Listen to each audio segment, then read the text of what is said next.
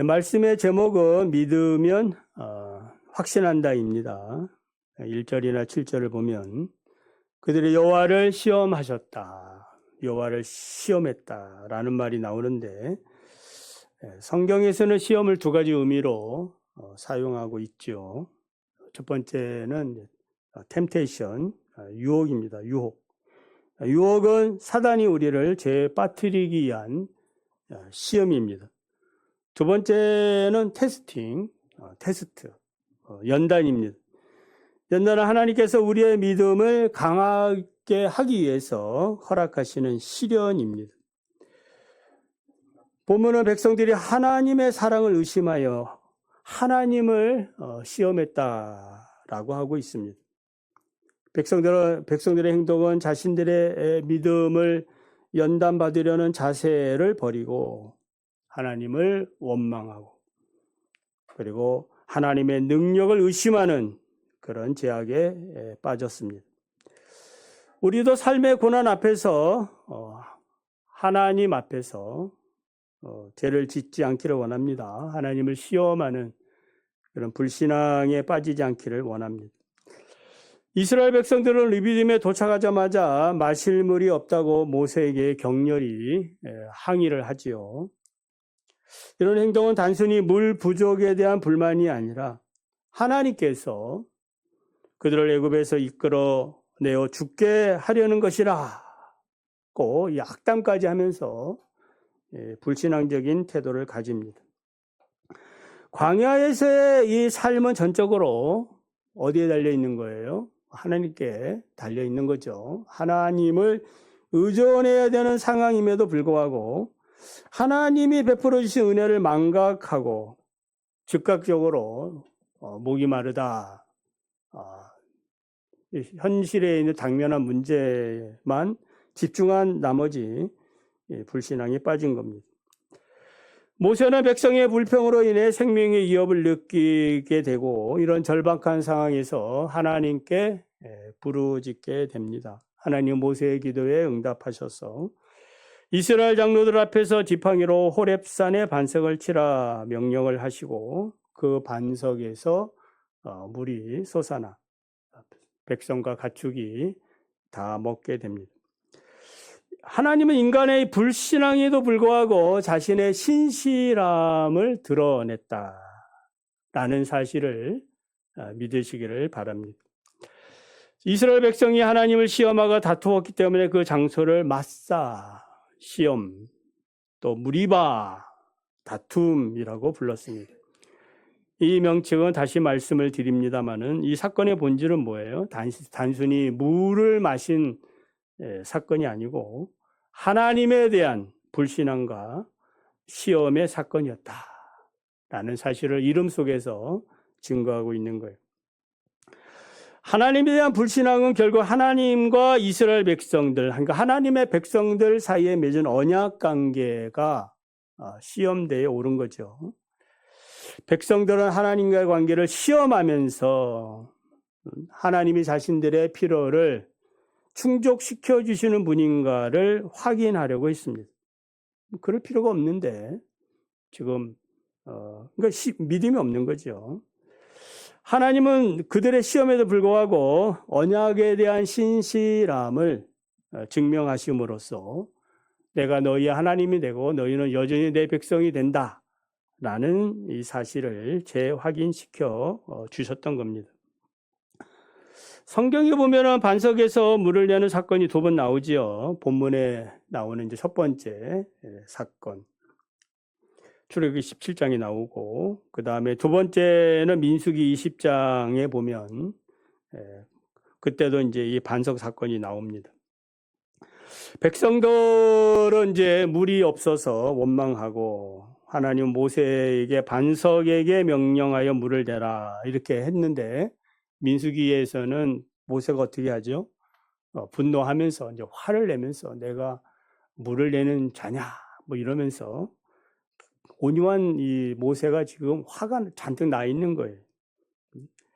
그래서 이제 명령하지 않고 반석을 두 번 침으로, 물은 하나님이 주셨지만 그 일로 인해 가지고 이제 모세가 가나안 땅에 들어가지 못하는 그런 안타까운 일이 생긴 것입니다. 시편 78편 12절 20절을 보면은 이스라엘 백성이 광야에 생겼던 이 불신앙을 해고하는 내용이 나오는데, 자, 그들이 이제 출애굽 이후에도 계속해서 하나님을 시험하고 의심했던 역사가 기록이 되어 있어요. 특히 이제 그들이 광야에서 마음대로 하나님을 시험했다라는 그런 말씀이 있어요. 마음대로, 자기 마음대로. 그게 됩니까? 이래서는 안 되는데, 이게 불신앙적인 사람의 태도죠.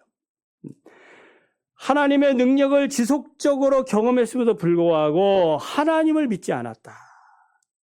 그래서 이 무리바 이 물 사건은 단순한 이례적인 사건이 아니고 이스라엘 백성들이 가지고 있는 고질적인 불신앙의 한 단면을 잘 보여주고 있다라고 말씀드릴 수 있습니다.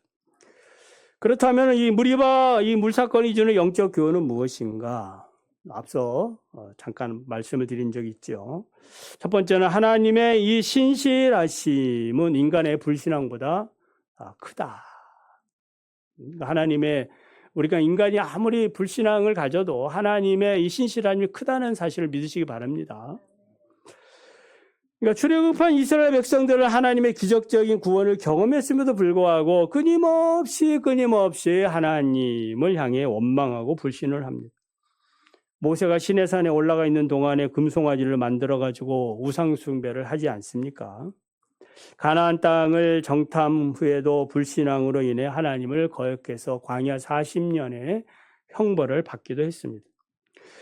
이런 불신앙임에도 불구하고 우리 하나님은 여전히 자기 백성과 맺은 언약을 파기하지 않고 계속해서 신실한 관계를 유지하고 있었다라는 걸.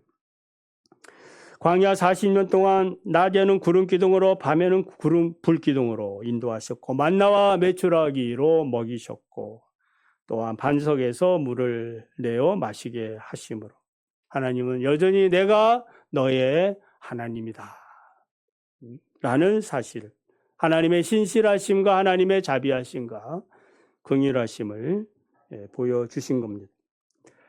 예수님의 이 수제자였던 베드로, 예수님께서 체포되시던 날 밤 예수님을 3번이나 모른다 라고 부인하지 않습니까? 다른 제자는 다 버릴지라도 나는 주님을 절대로 배반하지 않겠습니다.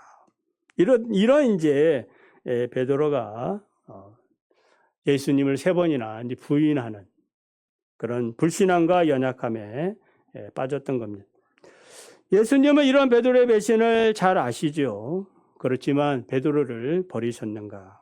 그렇지 않습니다. 부활하신 후에 디베라 바닷가에서 베드로를 찾아가서 네가 나를 사랑하느냐? 네가 나를 사랑하느냐?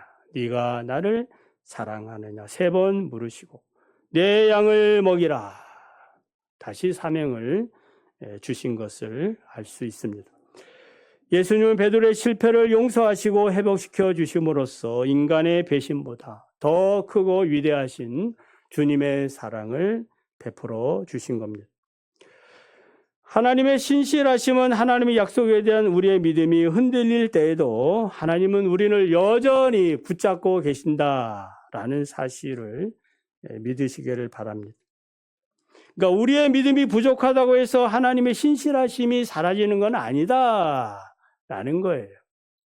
앞에 폭풍우가 치고 먹구름이 친다고 해도 여전히 저 대기 위에는 태양이 떠오르고 있는 겁니다. 베드로가 주님을 배신하거나 넘어질지라도 하나님께서는 언제나 우리를 기다리시고 회복시켜 주신다라는 사실, 이 변함없는 주님의 사랑을 우리는 감사하며 또한 또 겸손히 따라야 될 줄 믿습니다. 두 번째는 진정한 믿음은 상황을 초월한다라는 겁니다. 이스라엘 백성들의 이 불신은 무리 없는 상황에 갇혔기 때문에 생긴 거죠. 그러니까 고난이 온 겁니다. 어떤 어려움이 생긴 거예요. 자, 이러한 환경적인 문제, 이런 삶의 어떤 현실들이 바뀔 때에 그때도 그 상관없이 하나님을 신뢰하시기를 바랍니다.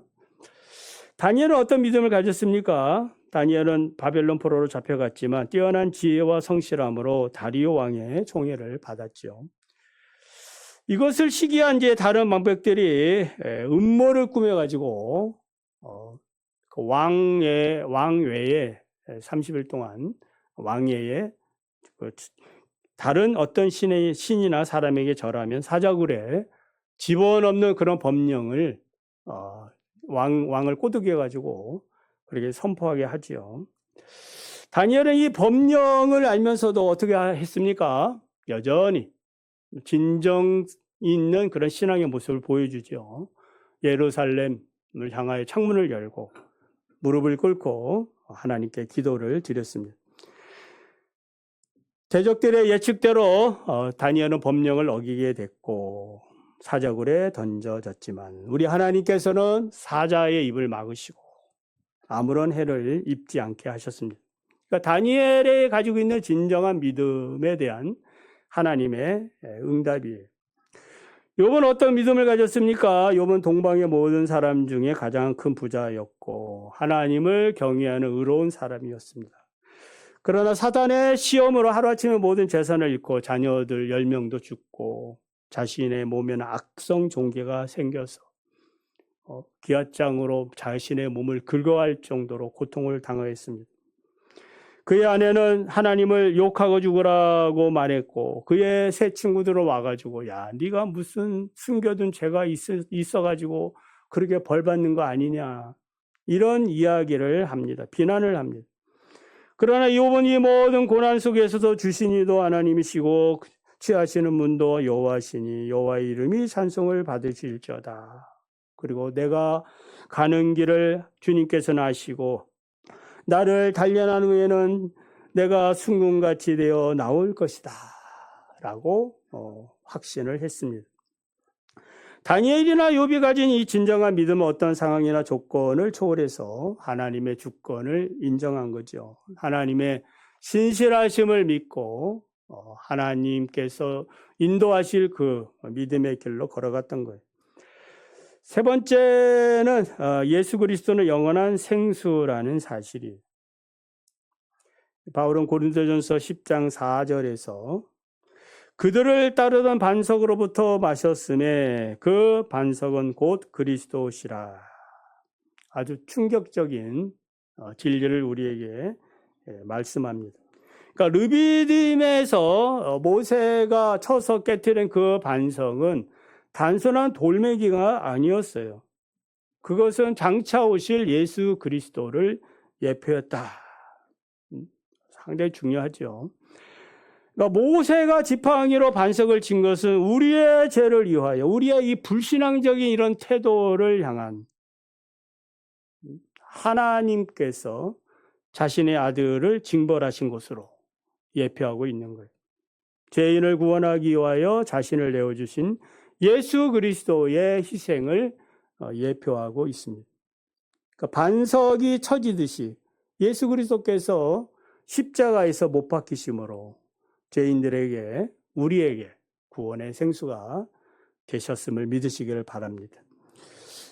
영적으로 반석에서 터져나온 물은 영원한 생수를 주시는 생명을 주시는 성령을 상징합니다. 예수님 요한복음 7장 38절에서 나를 믿는 자는 성경의 이름과 같이 그 배에서 생수의 강이 흘러나오리라. 주님을 믿습니까? 여러분의 심령 속에 생수의 강이 흐르기를 원합니다.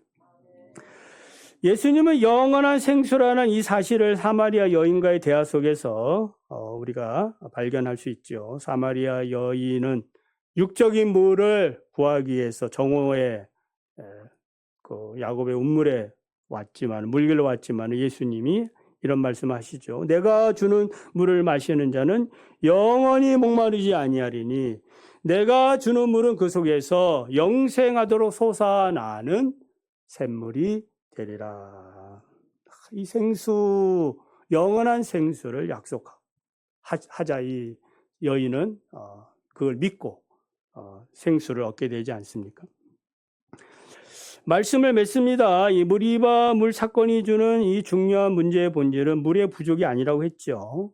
하나님의 임재와 하나님의 약속에 대한 이 부재의 문제, 정말 믿느냐, 이래도 믿느냐, 우리 중에 여호와가 계신가, 백성들은 시험하는 것이 아니라 믿어야 되거든요.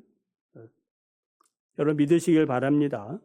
그러니까 하나님을 우리가 확신하면 우리는 의심에서 벗어날 수 있고 불신앙에 빠지지 않습니다.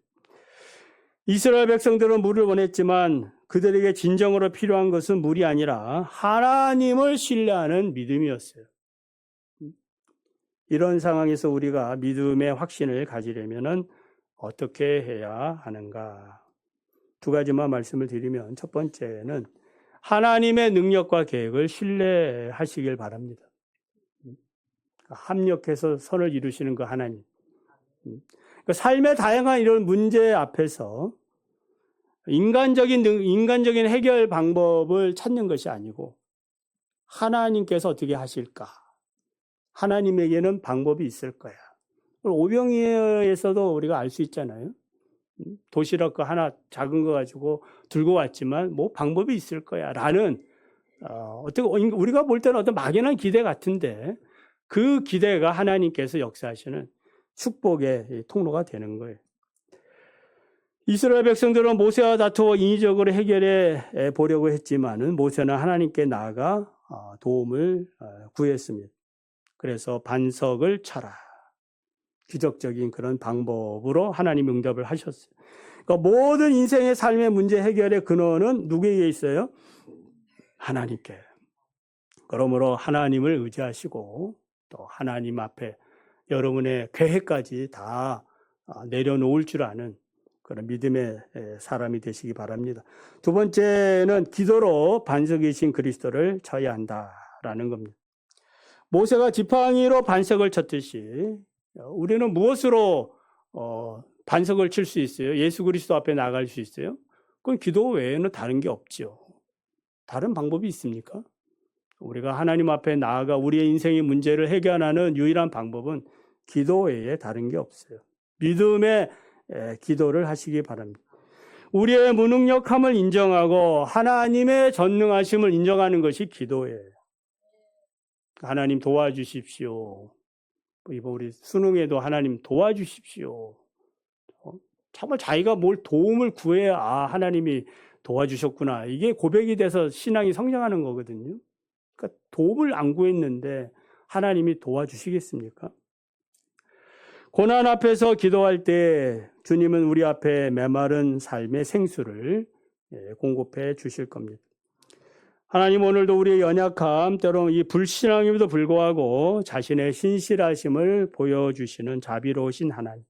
여호와 이레 여호와 라파 되시는 그 하나님 앞에 날마다 믿음으로 확신을 가지고 살아가시기를 바랍니다.